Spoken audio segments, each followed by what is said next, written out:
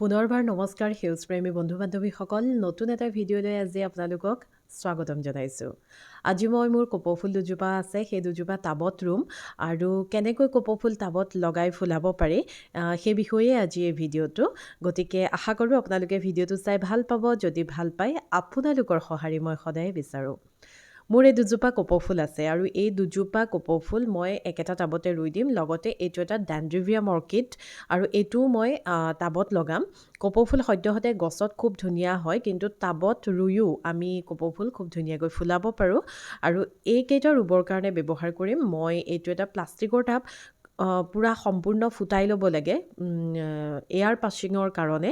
কপৌফুলক বহুত বেছি বতাহৰ প্ৰয়োজন হয় শিপাবিলাকক, সেইকাৰণে অৰ্কিড পটবোৰ এনেধৰণৰ থাকে। এইটো এটা অৰ্কিড পট আৰু যদি আমি নিজৰ টাবত ব্যৱহাৰ কৰোঁ তেতিয়াহ'লে এনেদৰে খুব ধুনীয়াকৈ সৰহ ফুটা কৰি ল'ব লাগে টাবটোত। মোৰ এটা পুৰণা টাব আছিল, তাকে মই ফুটাই মেলি লৈছোঁ আৰু মই এই কপৌফুল দুজোপা দিম এই প্লাষ্টিকৰ যিটো মোৰ ফুটাই লোৱা এটা পুৰণা টাব সেই টাবটোত, আৰু যিটো ডেনড্ৰিভিয়াম অৰ্কিড সেইটো মই অৰ্কিড পটটোত দিম।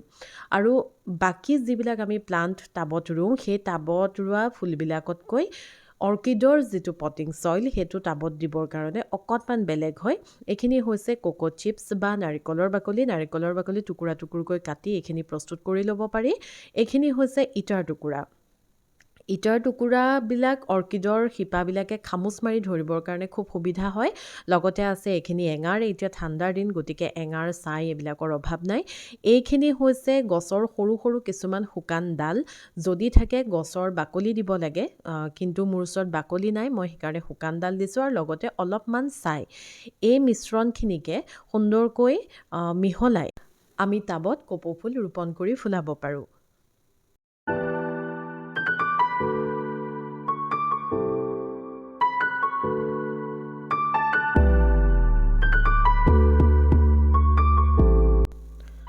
আৰু এনেদৰে গোটেই মিশ্ৰণখিনি আমি প্ৰথমতে মিহলাই ল'ম, একেলগ কৰি ল'ম।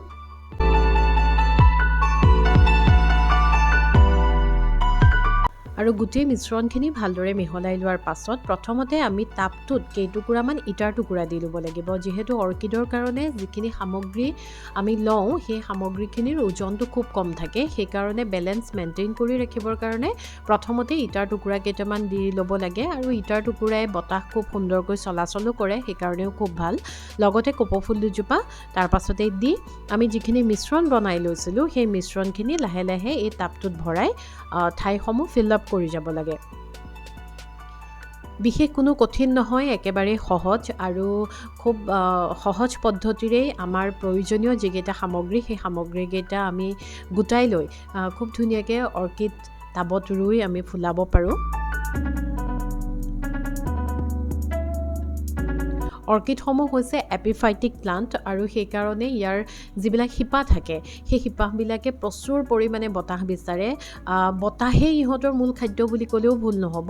সেইকাৰণে টাবটো সম্পূৰ্ণ ফুটা থাকিব লাগে আৰু যিখিনি সামগ্ৰী আমি ব্যৱহাৰ কৰোঁ সেই সামগ্ৰীখিনিও এনেকুৱা হ'ব লাগে যাতে বতাহ চলাচল কৰিবলৈও সুবিধা হয়, লগতে এটা সেমেকা পৰিৱেশো সৃষ্টি কৰি ৰাখে। ইটাৰ টুকুৰা হওক বা এঙাৰৰ টুকুৰা বা কোকো চিপ্ছ, এই সকলোবিলাকেই শিপাসমূহত খামুচ মাৰি ধৰিব পৰাকৈ সহায় কৰে।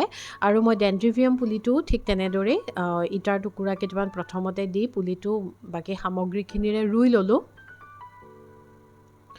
আৰু এইখিনি ৰুই লোৱাৰ পাছত পোনপটীয়াকৈ ৰ'দ পৰা ঠাইত কেতিয়াও থ'ব নালাগে, যিহেতু অৰ্কিডসমূহে সেমেকা পৰিৱেশ বিচাৰে। সেইকাৰণে কোনোবা এজোপা ডাঙৰ গছৰ তলত বা আমাৰ যিখিনি ঘৰুৱা প্লাণ্টছ আছে সেই প্লাণ্টছবিলাকৰ মাজতো আমি অৰ্কিডসমূহ ভালদৰে ৰাখি থ'ব পাৰোঁ। আৰু ৰুই লোৱাৰ পাছত এনেকৈ প্ৰথমতে পানীৰ স্প্ৰে কৰি দিছোঁ। আৰু যদি কেতিয়াবা আমি ইয়াত সাৰ প্ৰয়োগ কৰোঁ বুলি ভাবোঁ তেতিয়াহ'লে জুলীয়া সাৰ খুব ধুনীয়াকৈ পানীৰ লগত এটা মিশ্ৰণ প্ৰস্তুত কৰি সময়ে সময়ে ইয়াত আমি প্ৰয়োগ কৰি থাকিব পাৰোঁ জুলীয়া সাৰ। গতিকে আশা কৰোঁ আপোনালোকে আজিৰ এই ভিডিঅ'টো চাই ভাল পালে। যিসকলৰ এনেধৰণৰ কামসমূহ কৰাত আগ্ৰহ আছে, আপোনালোকে যদি ইচ্ছা কৰে তেতিয়াহ'লে এনেকৈ খুব ধুনীয়াকৈ টাবত কপৌফুল ৰোপণ কৰি চাবচোন। আৰু যেতিয়া ফুলপাহ ফুলিব তেতিয়াতো আৰু ভাল লাগিব। যিসকলে সম্পূৰ্ণকৈ ভিডিঅ'টো চালে আপোনালোক সকলোকে জনাইছোঁ অশেষ ধন্যবাদ।